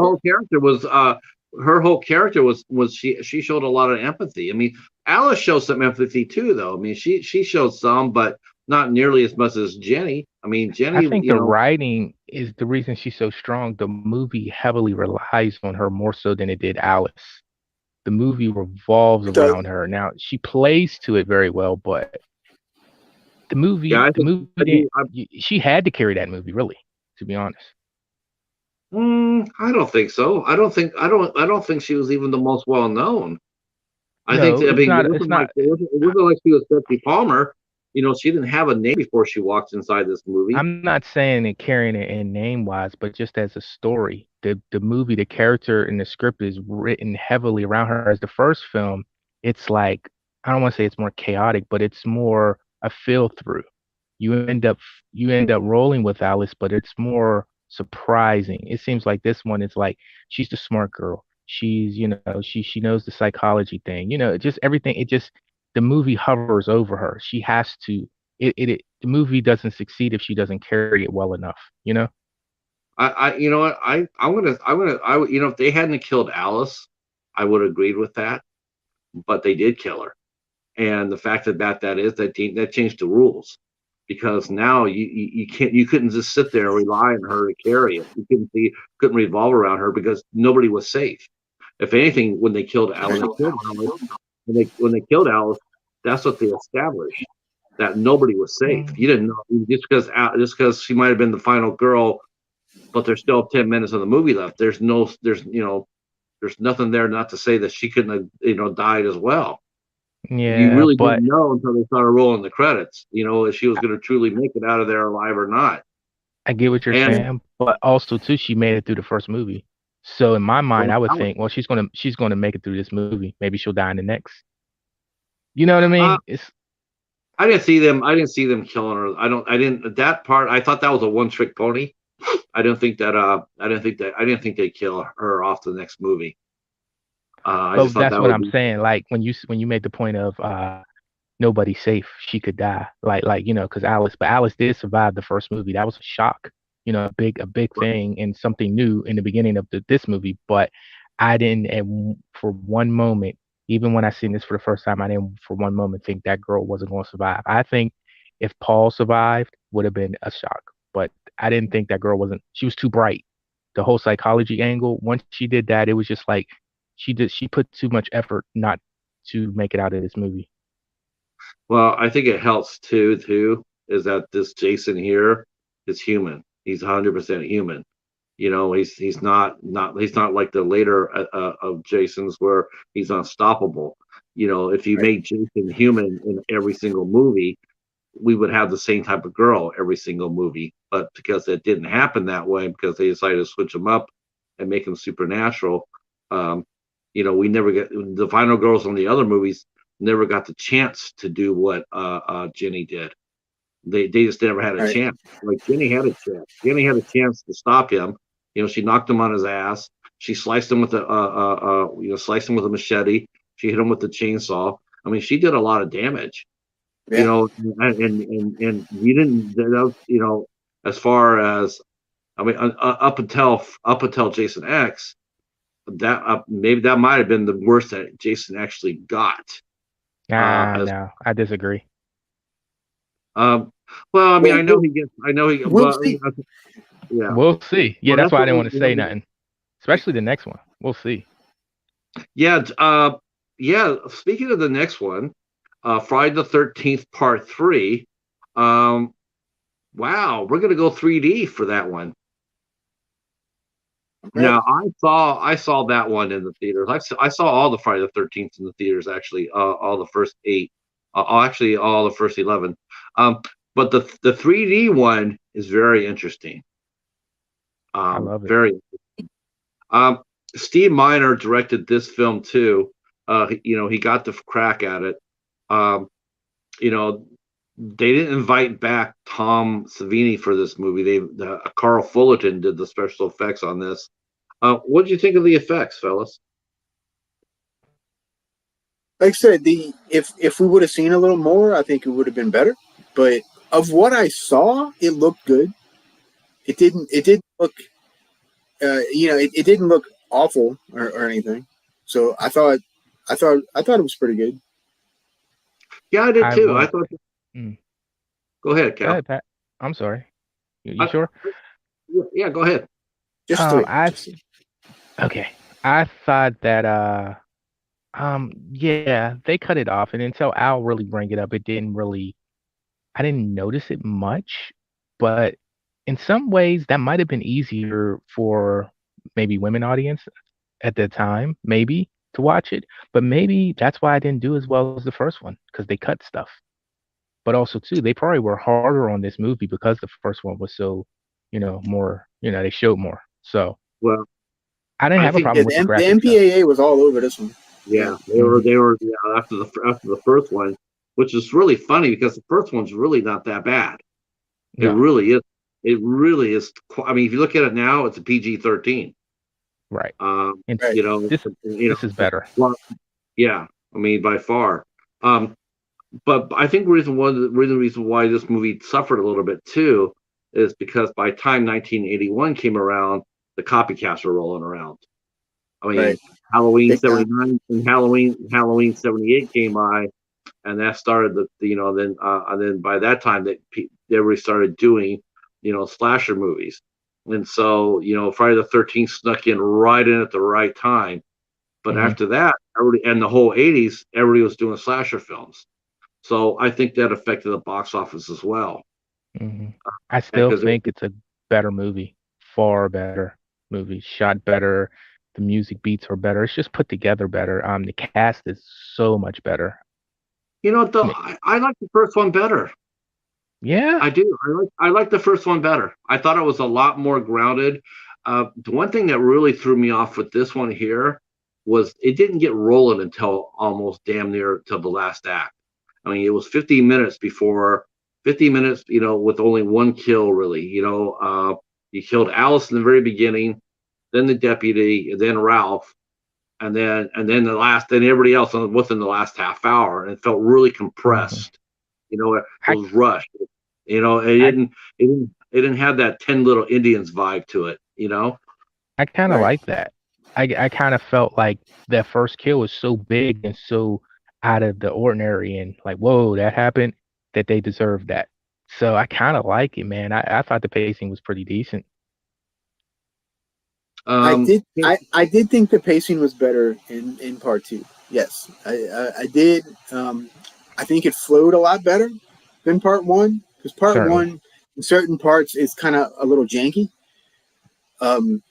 But overall, I liked one better yeah. than this one. Wow. But Really? like I said, two definitely it was. I do think it was.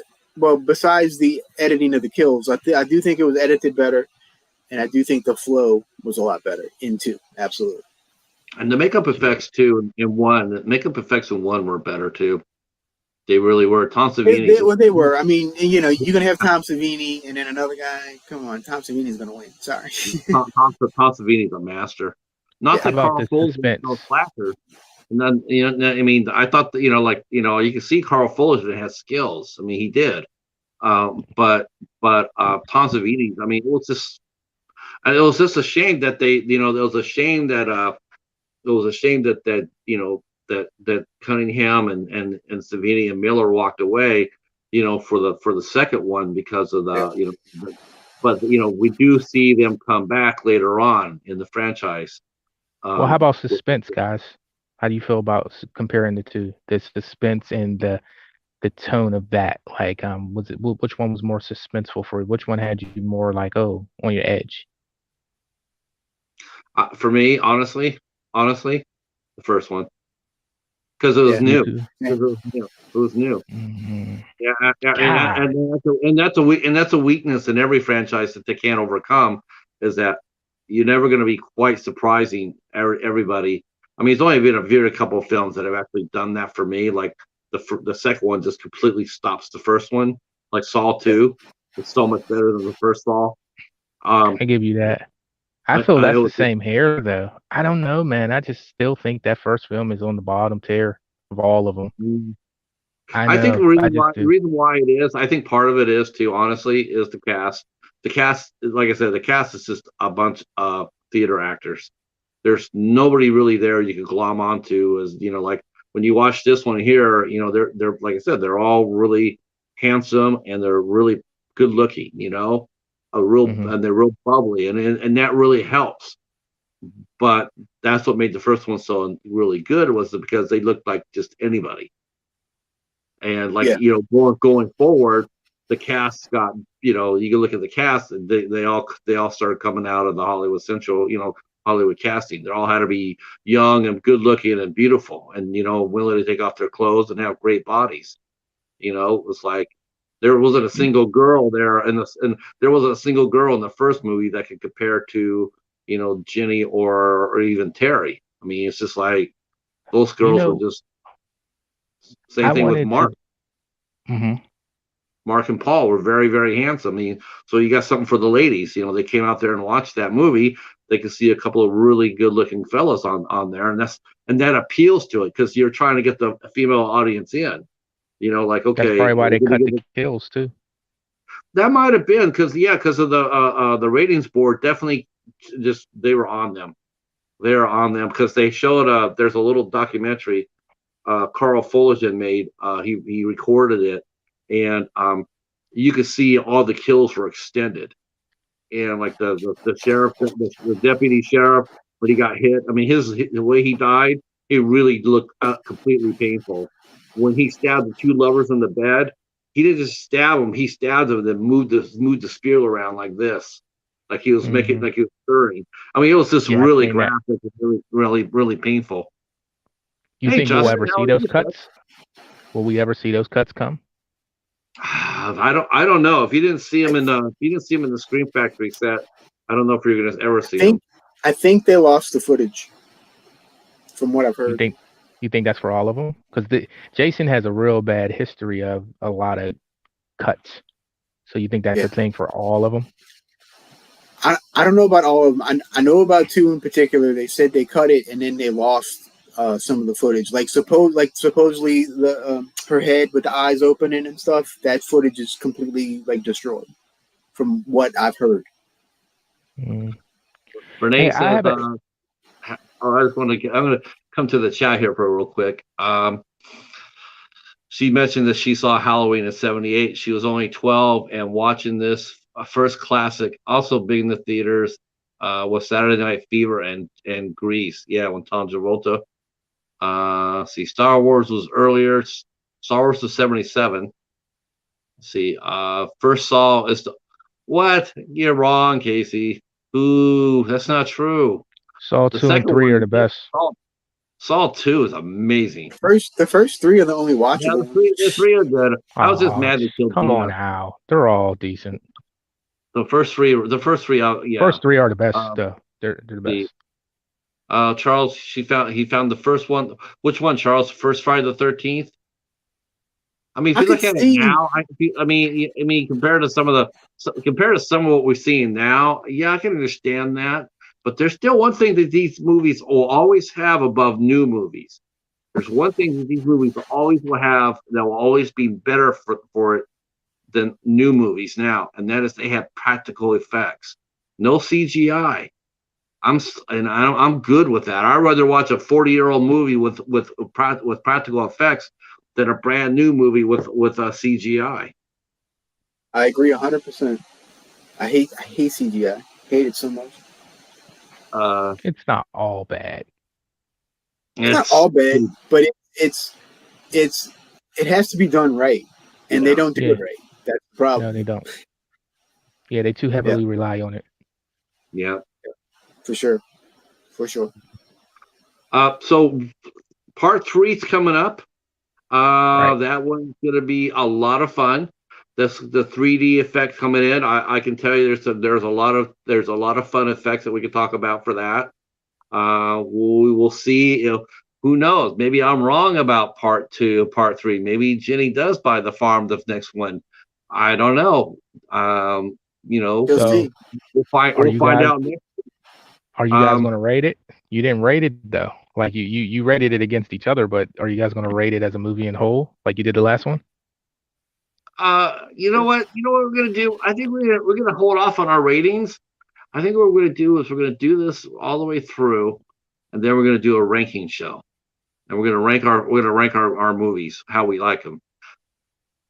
I think that's how Okay. we'll do it. Yeah, Oh, I think at the end we're going to do a massive ranking. I think right. overview. that's Okay. yep. Okay. The next two shows, part 3 and part 4, will be on Al's channel. So next week we will be going on the road to Al's channel for the next two before coming back here for number 5. And so please come back there to Al's channel. We'll put up the if you we'll put all the descriptions down below, including our Facebook group. If you join our Facebook group, you'll know when the movie's coming out. We'll be promoting it through Facebook and on our Instagram page. So if you have any questions about it or anything like that, you could just hit us up. Both me and Al are on Instagram. Cal is too. Yeah, this has been a lot of fun. Last thoughts, fellas, before we get out of here? I did enjoy this one. It's similar to the first one, but different enough, which I thought was kind of cool. And from my memories as a kid watching this one, I always remembered it being um, more action paced, I guess, than the first one. Because I also used to think the first one was a bit boring, like Charles said, when I was little, of course. Now I have a completely different appreciation for it, especially doing this show and doing the deep dive into it. I really appreciated it a whole lot more, and I really appreciated this one a whole lot more as well. So I'm interested to see how it goes on because there's a couple that from my memory, I don't particularly care for all that much. So I'm very interested to see how this carries on. Yeah, me too. I mean, Yeah. I know the story's got a little wonky or here and there, but you know what? That's what makes it fun. Going back and Yeah. revisiting them and seeing how they changed it and how they changed it. Um, but yeah, me too. Cal, thoughts? For me, thoughts on this one. I think it's a far better film still. But it is still, for me, not my favorite. The look. So you guys got to remember, I didn't see these movies in the theater like you guys, so I have a different look at them and approach. So I probably came into the franchise. People forget how big in pop culture Jason was at one time. So I know the mask. So it was like going back, in time to seeing Jason without a mask. So for me, it was a disappointment growing up watching this one to see Jason without the mask. Some Yeah, I can people see that. some Yeah, people like it. But for me, the next film is where he gets rolling. And for me, that's where my interest really picks up in the character and the story and when my love for the character comes in from 3 on. But I, this I one, think I, I think rewatching it, I have a lot more appreciation for it. I definitely have more appreciation for the first one because I didn't like it at all growing up. But now it's okay. This one it's okay. It's better than the first to me, but it's okay. The music is great though. I didn't realize how good the music was in this one until rewatching it. So yeah. that's Yeah. my take. Um, And it, and yeah, and anybody these soundtracks are freaking killer. Like these soundtracks are awesome. By the way. Also, too, you guys didn't mention the intros. You notice we don't really have many intros like this in the franchise, like the first two. When he kills Alice in the beginning, just how the Friday the 13th and like it shows the name the card, what do you call it, name card, like how it comes on. They don't really do that anymore. So that's very unique that these two do that. Yeah, Just different. They did credit all the actors in the opening credits on this film. I did notice that. They did note they did give everybody their, and I thought it was really cool actually that they highlighted, as being featured, Betsy Palmer and Adrienne King. I thought that was pretty cool too because that it helped them a little bit, that even though they weren't really in the movie that long, as far as that goes, but getting them on the opening credits, I thought it was a nice touch. Yeah. Wow, Charles, this is your favorite one.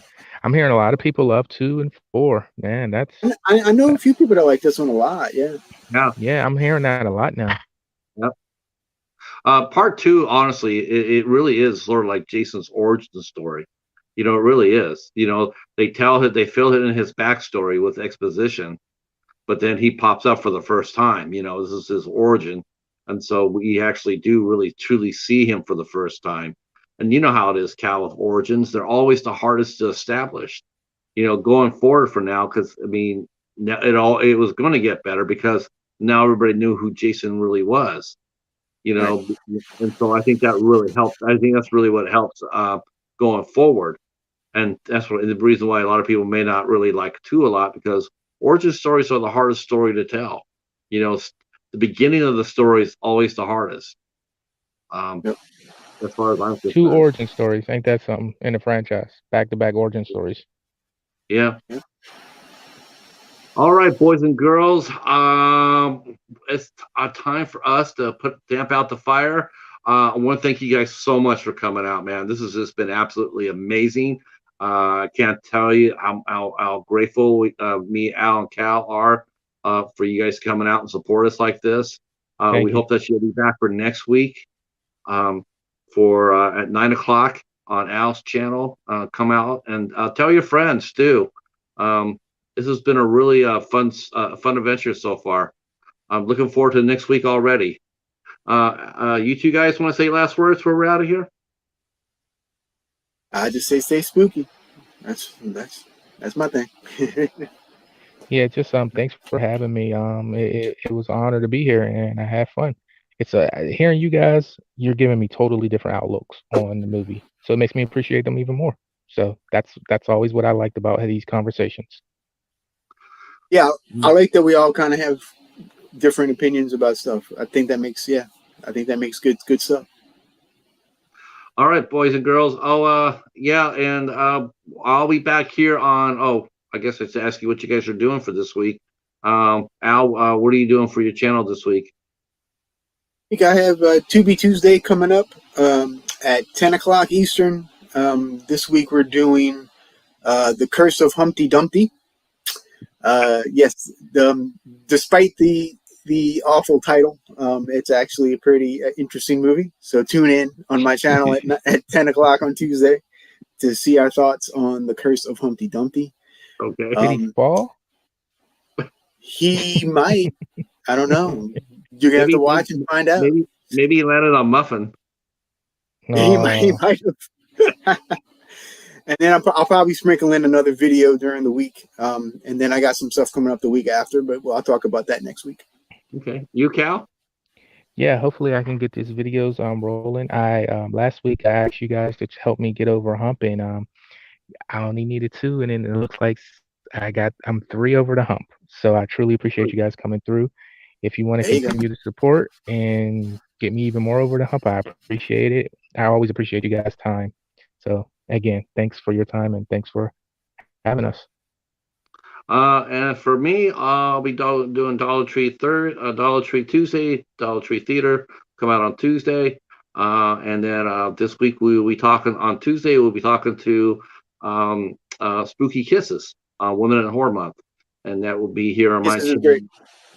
Yeah, I guess I better try to improve my my interview skills, since some people like to snipe, saying that that I don't have quite the skill for it. But who said that?